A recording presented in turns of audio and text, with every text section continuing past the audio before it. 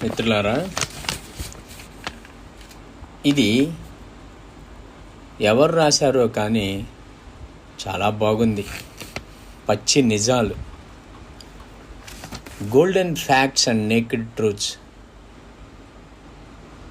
ఉన్నన్ని రోజులు సంతోషంగా ఉంటే అదే ఐశ్వర్యం. ఉన్నన్ని రోజులు సంతోషంగా ఉంటే అదే ఐశ్వర్యం. ఐస్ క్రీమ్ తిన్నా కరిగిపోతుంది, తినకపోయినా కరిగిపోతుంది.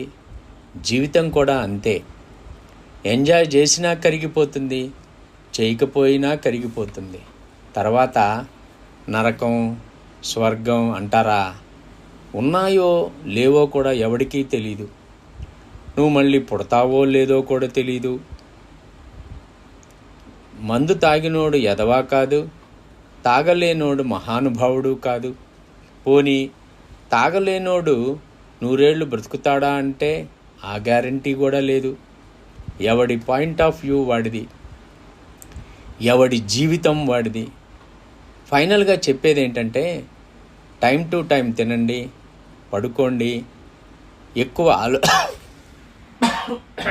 ఎక్కువ ఆలోచించకండి.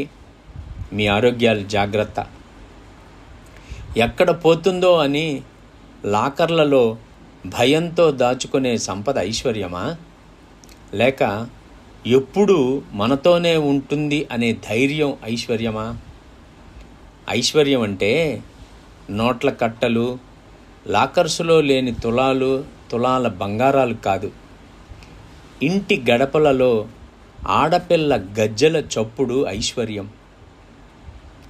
ఇంటికి రాగానే చిరునవ్వుతో ఎదురొచ్చే భార్య ఐశ్వర్యం.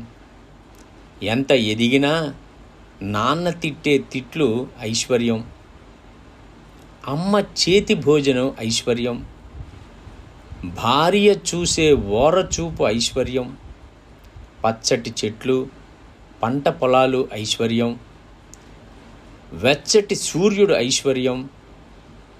పౌర్ణమి నాడు జావిలి ఐశ్వర్యం. మన చుట్టూ ఉన్న పంచభూతాలు ఐశ్వర్యం. పాల బుగ్గల చిన్నారి చిరునవ్వు ఐశ్వర్యం. ప్రకృతి అందం ఐశ్వర్యం. పెదాలు పండించే నవ్వు ఐశ్వర్యం. మరియు అవసరంలో ఆదరించే ప్రాణ స్నేహితుడు ఐశ్వర్యం. బుద్ధి కలిగిన బిడ్డలు ఐశ్వర్యం. బిడ్డలకొచ్చే చదువు ఐశ్వర్యం. మరియు భగవంతుడు మనకిచ్చిన ఆరోగ్యం ఐశ్వర్యం. చాలామంది కన్నా ఉన్నతంగా ఉన్నామనుకునే తృప్తి ఐశ్వర్యం.